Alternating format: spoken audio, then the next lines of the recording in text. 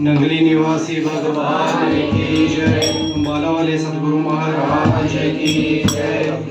राम नाम रटते रहो जब तक घट में श्वास, कभी तो भनक पड़ेगी दीन दयाल के कान। भक्ति दान मोहे दीजिए गुरुदेवन के देव, और कछु ना चाहिए इस दिन तुम्हारी सेव। बोलो जयकारा, बोलो श्री गुरु महाराज की जय। वड्डे वड्डे दुनिया दे राजे रोंदे गए नाम तो बिना।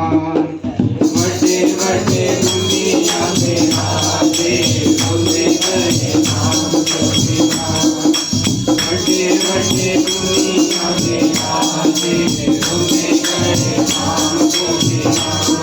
रोंदे गए नाम तो बिना, रोंदे गए नाम तो बिना, रोंदे गए नाम तो बिना, रोंदे गए नाम तो बिना।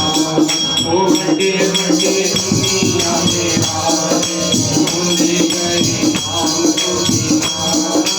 वड्डे वड्डे दुनिया दे राजे रोंदे गए नाम तो बिना। वड्डे वड्डे दुनिया दे राजे रोंदे गए नाम तो बिना।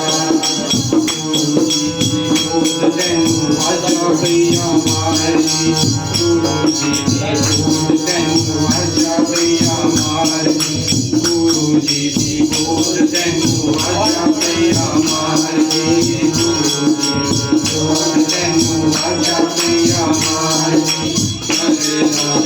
हरे राजा वाणी रे पुकार,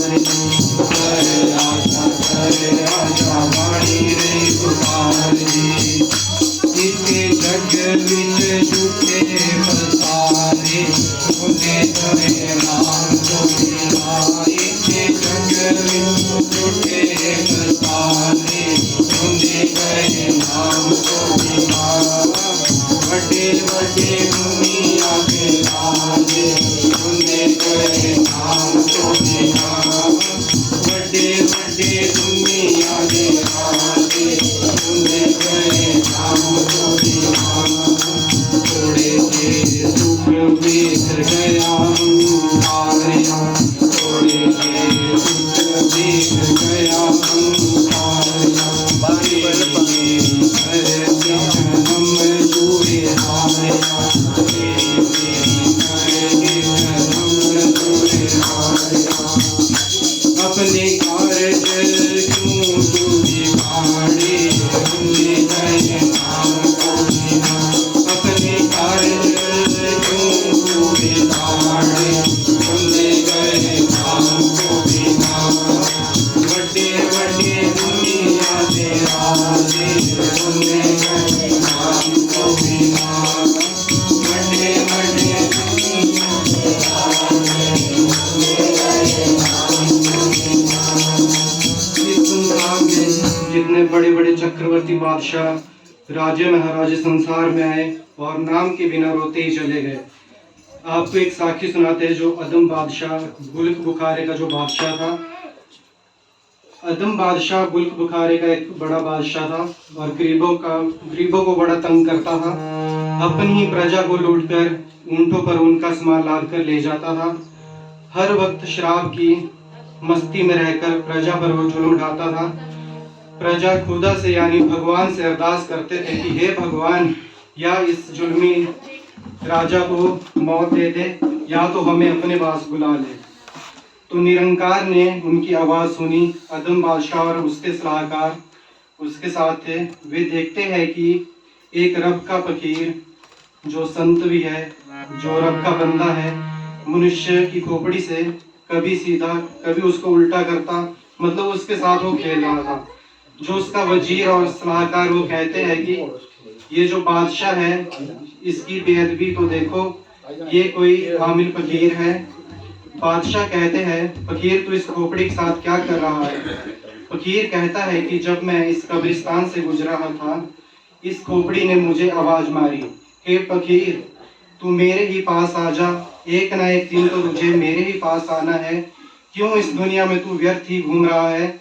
इस सच्ची जगह पे आ, यहीं पे बैठकर भगवान का भजन सिमरन कर। उसके बाद वो फकीर जब उस खोपड़ी से बात करता है, और इस खोपड़ी ने, वो राजा को बताता है कि इस खोपड़ी ने मुझे बताया है, मैं एक देश का राजा था, हर रोज नए नए फैसले सुनाता था। भगवान की बंदगी भजन तो मैंने कभी की ही नहीं, अपने लिए कुछ भी नाम भजन नहीं किया, और प्रजा की सेवा भी मैंने नहीं की।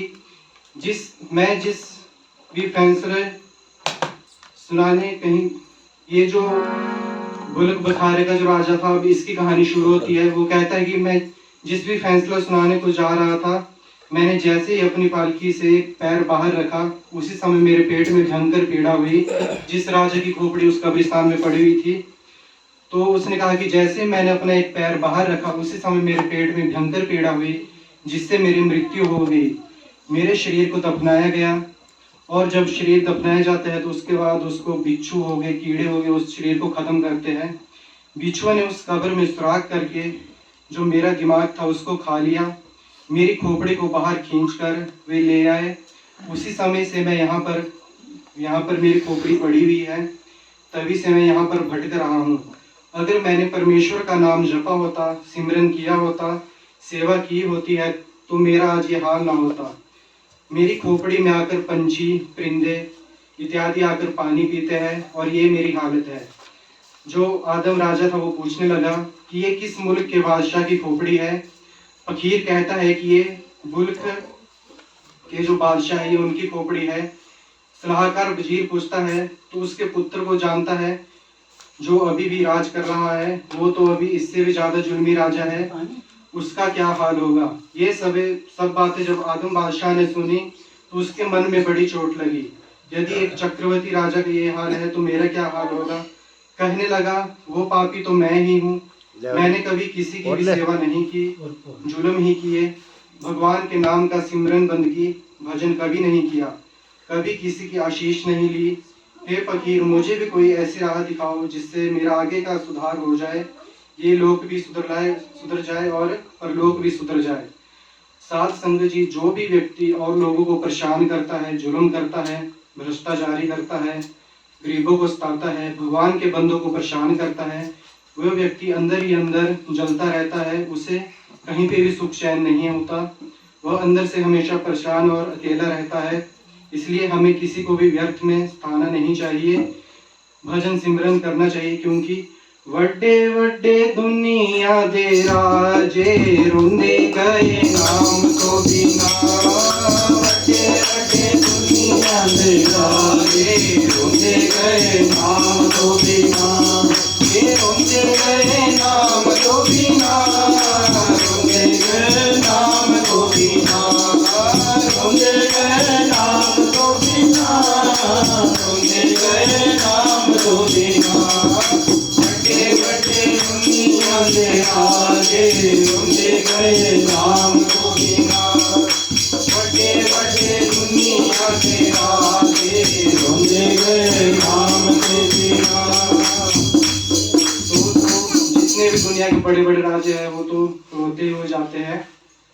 जब बादशाह ने ये सुना कि ये तो मेरे पिताजी है, जो चक्रवर्ती सम्राट है, और उनका ये हाल है, जिसके नाम से दुनिया थर थर कांपती थी, जिसके हुक्म की कोई भेद भी नहीं कर सकता था, उनका नाम के बिना ये हाल है। अदम बादशाह महापुरुष फकीर के चरण में गिर गए। महाराज कृपा करो, ये दिन मेरे ऊपर न आए, मुझे शुभ उपदेश दो, जिससे मेरा ये लोक भी और परलोक भी सुधर जाए, क्योंकि हर पल मेरा अंदर जलता रहता है। क्योंकि जुल्मी मनुष्य दुख देने वाला होता है, वो कभी सुख का श्वास नहीं ले सकता। एक कहावत भी है, आराम दे आराम ले, आजाब दे आजाब ले, ये सौदा नगद है मगद है, इस हाथ दे इस हाथ ले। जो किसी की आत्मा को प्रसन्न करता है, किसी को सुख पहुंचाता है, तो हमारे अंदर भी वही परमेश्वर बैठा है जिसने सुख दूसरों को दिया है। उसके बदले में 100 गुना प्रसन्नता सुख हमें खुद को मिलेगा, क्योंकि दोनों के अंदर वही आत्मा परमात्मा का अंश है। क्योंकि परमात्मा किसी का मोल बकाया नहीं रखते। यदि किसी को सुख देंगे तो आपको भी 100 गुना होकर सुख हमेशा मिलता रहेगा। यदि दुख देंगे तो वो भी 100 गुना होकर वापस आपको मिलेगा। इसलिए बाबा फरीद जी ने कहा है कि जे तैनू मारन मुखिया तिना नू ना मारी कुम, आप लरे घर जाइए तीना दे पैर चूम। जे तेरे नाल कोई वादा करे और फिर भी दगा करे तो मन में गुस्सा न करे। इसके बाद राजा अदम महापुरुष के पैरों में गिर गया, बोले हे महापुरुष, मुझे कोई कलमा बख्शो, कोई नाम बख्शो जिससे मेरा भी उद्धार हो। फकीर अंतर की जानने वाले थे, उन्होंने राजा के घट में देख लिया। फकीर कहने लगे, राजन तेरे सिर पर बहुत भारी पापों का पलड़ा पड़ा है जिसे मैं नहीं उठा सकता। मैं तुझे अपने गुरु का पता बताता हूँ, तू उनके पास जाकर अर्ज कर, वो जो भी मार्ग बताए तो तेरे पापों का बोझा हल्का हो सकता है। तो बोलो जयकारा, बोलो श्री गुरु महाराज की जय। लोगों पर जुल्म ढाता था, आज मन ही मन में पश्चाताप करने लगा। महापुरुषों ने कहा है कि ये जगत मुसाफिर खाना है, इस मुसाफिर खाने में जो भी गंदगी डालकर जाता है, गंदे कर्म करके जाता है, उसकी कोई भी इज्जत ना इस लोक में होती है ना परलोक में होती है। अगर मुसाफिर खाने से जाते हुए अच्छे कर्म करके जाए तो इस लोक और परलोक में भी इज्जत होती है और आने वाले लोगों के मन में भी आपके प्रति सम्मान का भाव होता है। अदम बादशाह ने विनती करी कि महाराज मुझे आशीर्वाद दो, मुझ पर कृपा करो, मैं जिस काम के लिए अपने गुरु के पास जा रहा हूँ वो मुझे अपने चरणों से लगा ले। बादशाह अदम चले गए और महापुरुष गुरु के पास पहुंच गए। गुरु जी ने उनके घट के अंदर पहले ही झांक लिया, क्योंकि जितने भी संत महापुरुष होते हैं ये किसी भी के घट के अंदर जानकर उस रूह की पहचान कर लेते हैं। गुरु जी ने उन्हें सेवा बख्श दी और कहा कि पहले अपने मन रूपी बर्तन को साफ कर, उसके बाद ही तुम्हें बंदगी की दात बख्शेंगे। सच्चे दिल से सेवा कर। रोज अदम बादशाह अमृत वेले में महापुरुषों को स्नान करने की सेवा करते थे, पानी गर्म करते थे, उन्हें स्नान करवाते थे। ये सेवा करते हुए अदम बादशाह को 12 साल बीत गए। उस फकीर के गुरु ने अपने मुरीद से कहा कि देखते हैं कि इसके अंदर कितनी निम्रता आई है, क्या इसके अंदर अभी से पहले जैसा राजे वाला गुण तो नहीं है। जब अदम बादशाह आग जला रहे थे, पाइप से आग में फूंक मार रहा था, मुरीद ने उसे पीछे से जाकर लात मार दी तो सारी राख उसके मुंह पर जाकर लग गई। अदम बादशाह बहुत गुस्से में खड़ा हो गया और कहने लगा, मैं अपनी बादशाही में होता तो ना जाने तेरे कितने टुकड़े करवा देता। उसी समय गुरुजी उसके सामने आ गए और कहने लगे, ठीक है भाई, बाहर तो तेरा फकीरी जामा है और अंदर तेरे राज घुसा हुआ है। जब तक अंदर बाहर से एक नहीं हो जाता तब तक गुरु का नाम प्राप्त नहीं होएगा, नाम की बख्शीश नहीं होएगी। राजा तड़प गया, तौबा करने लगा, गुरुजी मुझसे भूल हो गई है, गुरुजी मुझे माफ कर दो। एक बार अदम बादशाह पानी गर्म करने के लिए लकड़ी का गट्ठा अपने सिर पर उठाकर ला रहा था। गुरुजी ने सोचा कि फिर से इसकी परीक्षा ली जाए। मुरीद से कहा कि इसकी टांग के आगे अपनी टांग रख दो, ये अपने आप गिर जाएगा। फिर देखते ही देखते मुरीद ने यह हुक्म माना और जब अदम बादशाह लकड़ी का गट्ठा अपने सिर पर लेकर आ रहे थे, जैसे ही मुरीद ने उसकी टांग में टांग अड़ाई, वो अदम बादशाह लकड़ी के गट्ठे में दूर जाकर गिर गया। वापिस वह मुरीद के पैर पकड़कर कहने लगा, अरे भले मुरीद, यदि मुझे दुख ही देना था तो मुझे डंडे से मार लेता, पत्थर से मार देता। मेरे गुरु के जल गर्म करने की लकड़ी को नीचे ना गिराता तो तेरा क्या जाता। गुरुजी ने कहा, अब ये नाम के लायक हो गया है, फिर भी इसकी परीक्षा करनी चाहिए। इसे फिर से एक बार राजपाट में भेजना चाहिए, कहीं फिर से तो राज में ये अपनी पकड़ तो नहीं कर लेगा, सुख में तो नहीं फंस जाएगा, कहीं इतने सालों की जो इसकी सेवा बंदी है उसे ये मोह ममता में तो नहीं मिला देगा। बादशाह अदम को कहा गया, एक बार फिर अपने राज्य में जा, फिर तुझे बंदगी भजन की बख्शीश दी जाएगी। बादशाह ने अर्ज की, महराज साईं, मुझे राज में ना भेजो, कहीं मैं मोह माया में ना फंस जाऊं। कृपा करो, मैं आपका वचन नहीं मोड़ सकता, मैं जाऊंगा जरूर, पर अपनी महर का हाथ भी मेरे सिर पर रखना। बादशाह आदम अपनी बादशाही को चले गए। गुरु ने ऐसी लीला रची कि जंगल बियाबान के बीच में एक सुंदर महल बना दिया। उसके अंदर जब आदम बादशाह ने झांक कर देखा तो 3 पलंग बिछे हुए थे और 2 कुत्ते सोने की जंजीरों में बंधे हुए थे। सुंदर बिछाई, सुंदर गलीचे, उसके ऊपर 2 कुत्ते बैठे हुए थे जिनके गले में सोने की जंजीर थी। अदम बादशाह ने सोचा कि इसका क्या कारण है, इसका तो पता लगाना ही पड़ेगा। वो वहीं पे खड़ा रह गया। 2 नौकर आए, उन्होंने प्रसादे की थाल उठाए और उन्होंने उन प्रसादों को एक किनारे रख दिया। कुत्तों को खोलकर उनके पहले बहुत जोर से धुनाई की, कुटाई की और दोनों कुत्ते जोर जोर से चींकने लगे। उनको बहुत मारा गया, वो बहुत चींकते रहे। उसके बाद खुशबू वाले साबुनों से नहलाकर, सोने की जंजीरें उनके गलों में डालकर, उनको सुंदर बिछौने पर बिठाकर, उनको साइड में रखे हुए प्रसादे जो 36 व्यंजन बोलते वो उनको परोसे गए। प्रसाद खाने के बाद जब नौकर खाली बर्तन लेकर आए तो अदम ने पूछा, पहले इनको आपने बहुत मारा, इनकी कुटाई की, इसके बाद इनको अच्छे अच्छे साबुन, खुशबू वाले साबुन से नहलाया और 36 प्रकार के व्यंजन इनको प्रसादे के रूप में खिलाए, खुशबू वाले साबुन से नहलाया, अच्छे बिछौने पर इनको बिठाया। तो वो नौकर कहने लगे, ये अपने राज में बड़े अहंकारी हुए, भले लोगों को तंग करते थे। मतलब जो 2 कुत्ते थे वो पहले बड़े चक्रवर्ती सम्राट हुए, राजे हुए, लोगों की बुराइयां करते थे, उन पर जुल्म ढाते थे, पर फिर भी कभी कभी वो कभी थोड़ा तेरा वो दान कर देते थे। जो इन्होंने दान किया है उसका फल है सुंदर बिछौने और 36 प्रकार के जो उनको व्यंजन मिलते हैं। और जो इन्होंने गरीबों को तंग किया है, लोगों को सताया है, उनकी मार कुटाई इनके साथ रोज होती रहती है और होती रहेगी। अदम कहने लगा, ये तीसरा पलंग खाली है, ये किसके लिए है? उन्होंने कहा, एक अदम बादशाह अपनी बादशाही में जा रहा है, पता नहीं मोह माया के नींदर में फंस जाए, ये पलंग उसके लिए ही रखा है। यदि वो बादशाही के मुंह में फंस गया तो अगला जन्म उसका भी कुत्ते का ही होगा।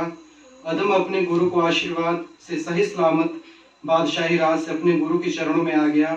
चरण पकड़ कहने लगा, महाराज मुझे सिमरन की दात दो, कर दो मेहर, नाम जपता रहा तेरा जी, दुनिया है मुसाफिर खाना, रहंदा बसेरा जी, आओ सारे जपिए। वड्डे वड्डे दुनिया दे राजे, रोंदे गए नाम के बिना, वड्डे वड्डे दुनिया दे राजे, रोंदे गए नाम को बिना, ये रोंदे गए नाम को बिना, रोंदे गए नाम को बिना, रोंदे गए नाम को बिना, रोंदे गए नाम को बिना। बड़े बड़े दुनिया में आगे, रोंदे गए नाम को बिना, बड़े बड़े दुनिया में आगे, रोंदे गए नाम को बिना। जब अदम बादशाह को गुरु नाम की बख्शीश हुई